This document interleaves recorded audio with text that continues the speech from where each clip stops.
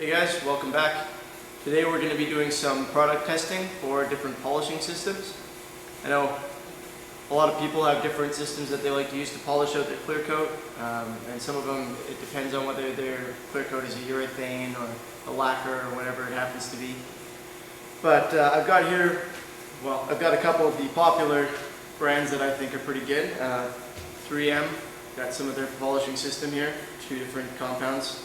Their Super Duty rubbing compound and their machine polish, so I'm going to use those together.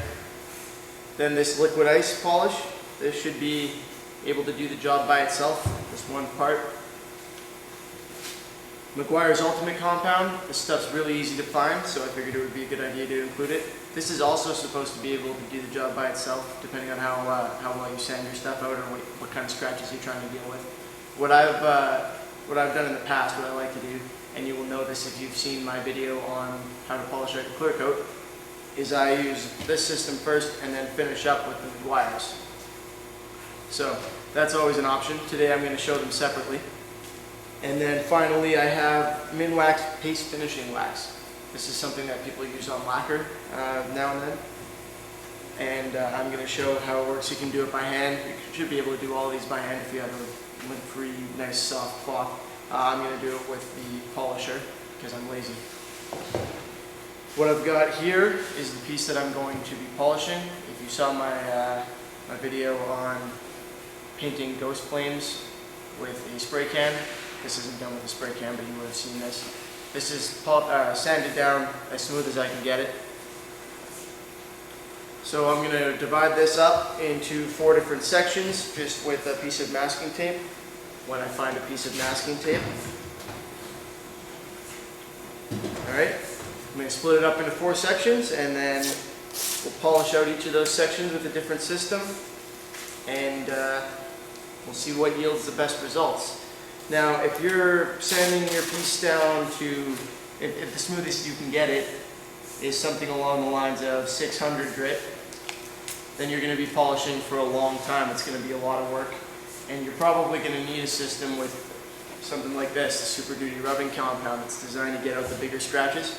You're not going to take them out with swirl remover, let's put it that way. If you're sanding it down to closer to 2500 grit, then you're going to have a lot more luck. You should be able to use a one-part system with relative success. This is done to 5000 grit with a DA sander, so it's not the smoothest possible. I didn't wet sand it with a sanding block at 5000 grit in one direction, but it's pretty close and it shouldn't be too hard to polish out. So just keep that in mind. If you're not able to get it that smooth, it's going to be a lot more work for you to polish, so don't expect to sand it out to 600 grit and then have it shine up as quickly as it does in this video. So with that being said, I'm going to try and get that camera into a position where you can actually see what I'm doing fairly easily without me getting polish all over the camera, and we'll go from there.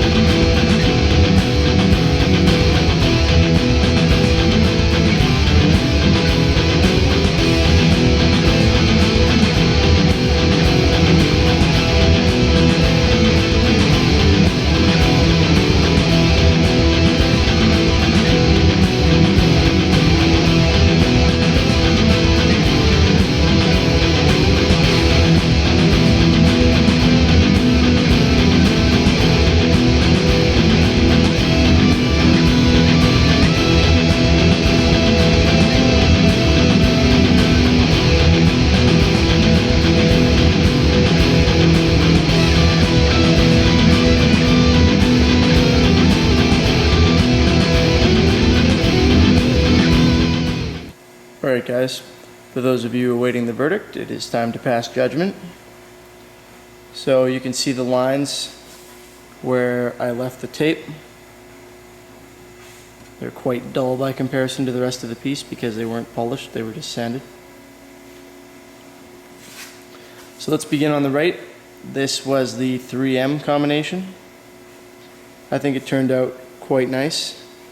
As predicted, you can see a nice reflection in that. That's just a shadow, that's not helping. Oh well.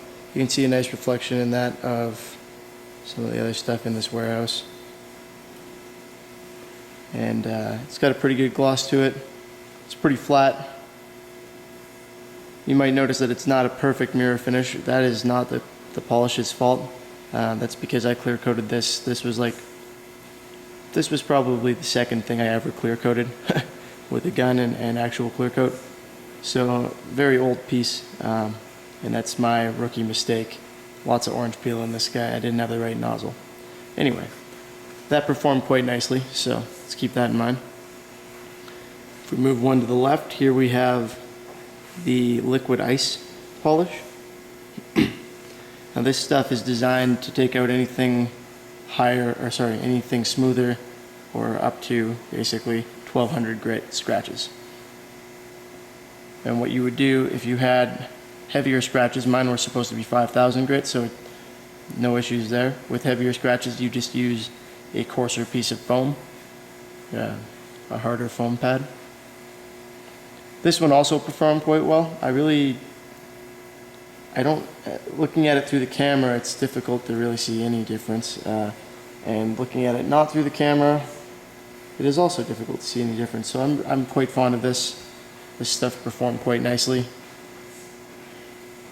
It's great if you don't want to have to buy two polishes. So I think I'm gonna get some good use out of that from now on. Now, further to the left, we have the Meguiar's Ultimate compound. That's right here. These aren't really getting a very good. Oh yeah, it is working. Okay, Meguiar's Ultimate compound. That's this one. Now this did much better than I expected it was going to. Honestly, it's not expensive. I got it at Canadian Tire. I'm sure you can get it at many places. And it was very easy to use. I only did 2 passes, same as the liquid ice, which is considerably more expensive.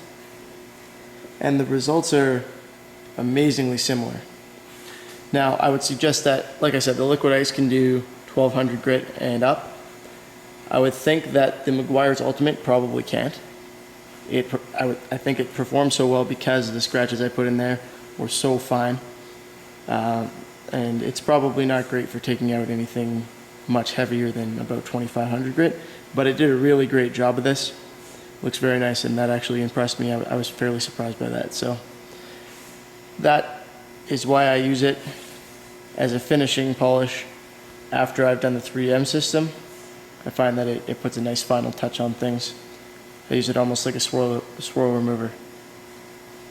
I stumbled over that pretty good. And furthest on the left, we have the Minwax paste compound. Now you may have noticed I did 2 passes of every other polish. This crap, I did about 5. I'm still getting a huge halo around the light reflection as opposed to over here. It's very hazy. Really didn't gloss out very nice. It's kind of at the point now where I guess it would be like a 60 or 70 degree sheen if it were lacquer. Like it's not a full gloss. It does not look great. So I don't recommend that if you're going for a gloss finish. However, if you lacquer something and you're looking for a satin finish, you're not using a matting agent and you're using a full gloss lacquer when you spray it out, you want to sand it, you can use this stuff pretty successfully, I would think, to buff it back to a semi-gloss or probably a satin. That's a little more popular than a semi-gloss. So that would be good for getting a satin finish. It's kind of what I got actually. I'm at about a semi-gloss right now. So that concludes the product review for those, or the comparison rather, for those different systems on polyurethane. I'm probably going to try them all again on lacquer, nitrocellulose lacquer, at some point. and see how they perform with that, and I'll make another video for that, probably an abridged version.